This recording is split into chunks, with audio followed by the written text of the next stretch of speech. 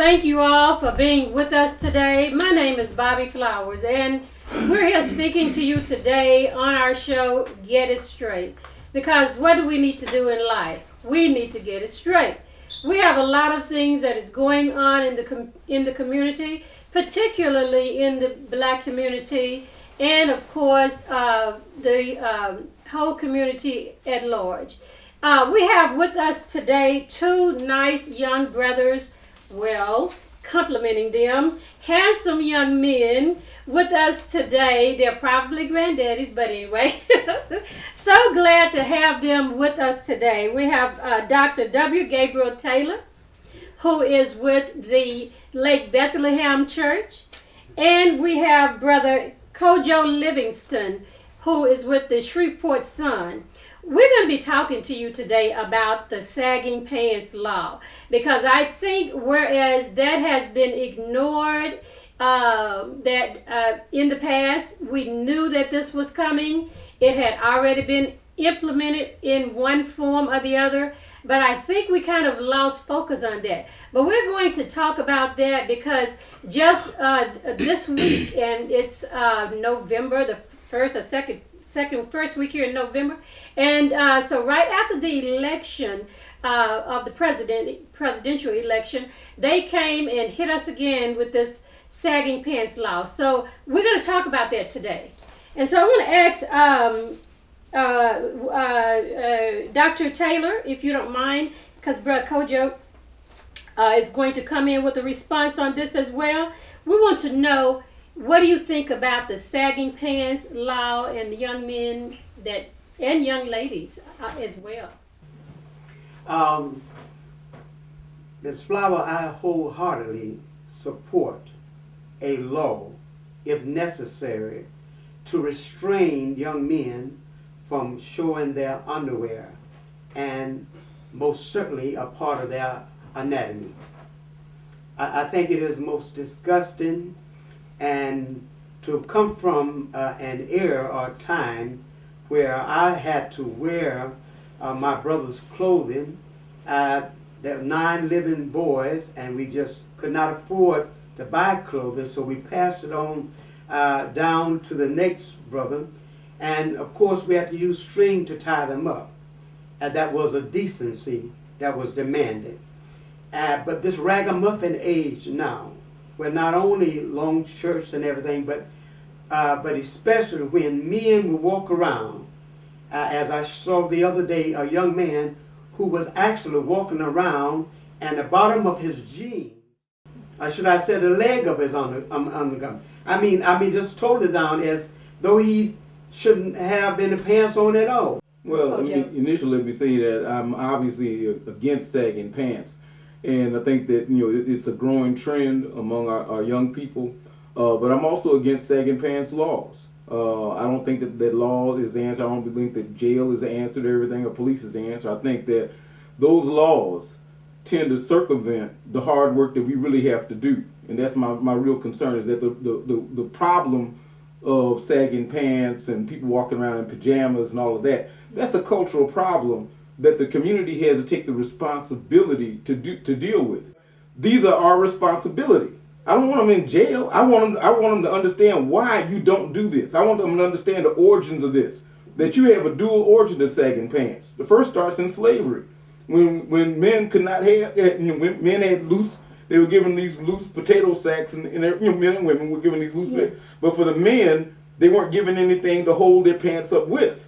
Yes. And so many times, if it wasn't cut to fit right, they were dropping and exposing him. So this was this thing of, and the point was to humiliate the man in front of his family.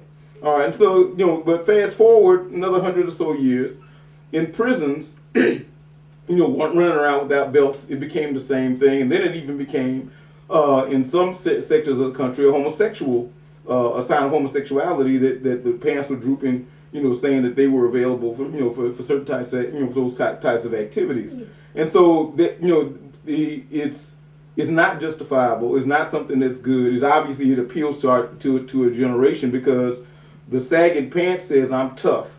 And that's the fear that I have. The thing that makes it more reprehensible to me is that you have young men who don't want to be drug dealers because on the streets this came as part of the drug trade.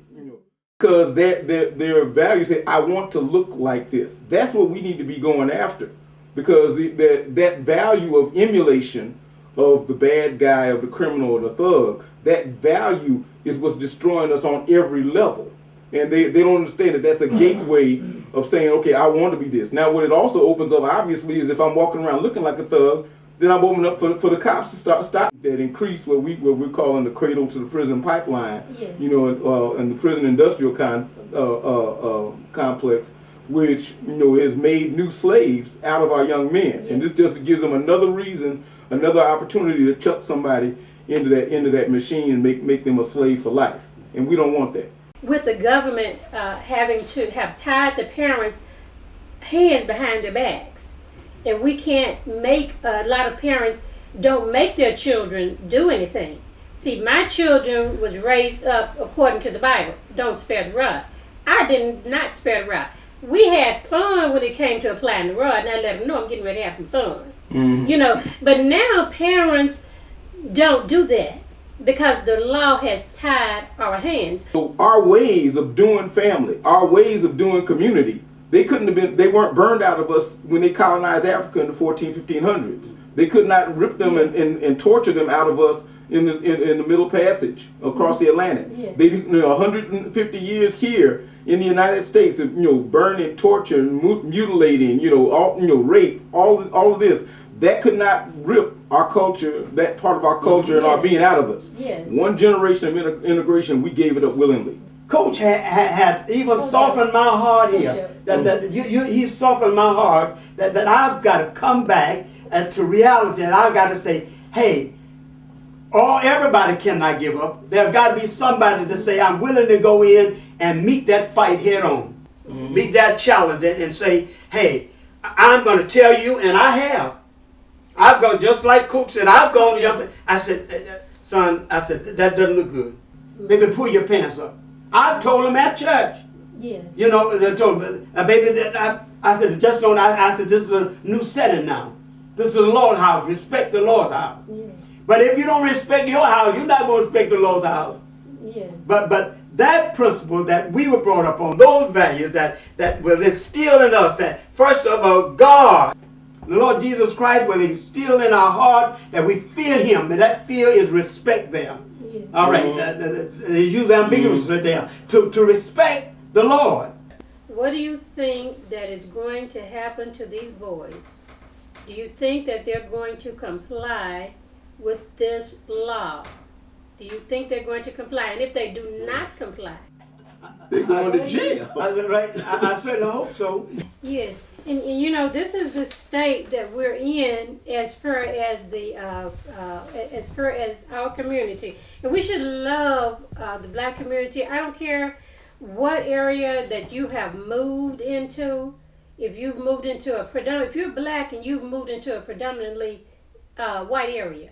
If you're black and you've left the black church that have been the stronghold of the black community, you still go back into the black community. You support the black community because this is what our children need. And if one go down, we all go down together because we're all in the same body. So I will encourage you, and this is what we're doing here now. We're trying to fix the problem because we don't want to see our kids in jail. Mm-hmm.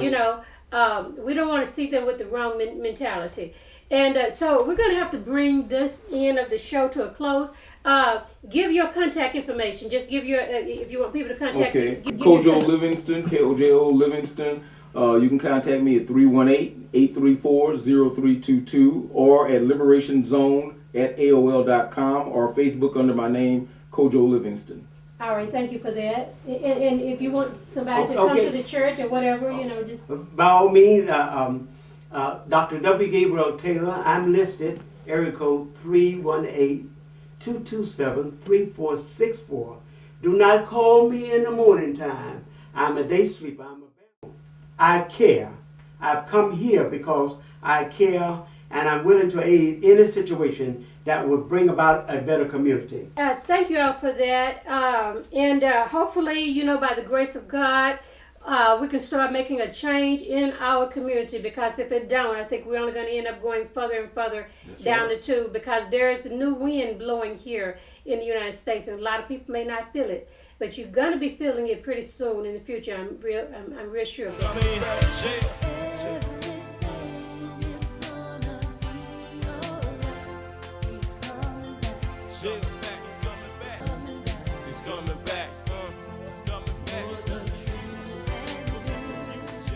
As I sit back and now I start to vision the Lord's return, and about all these souls is gonna burn. You wanna go to heaven, but you know you live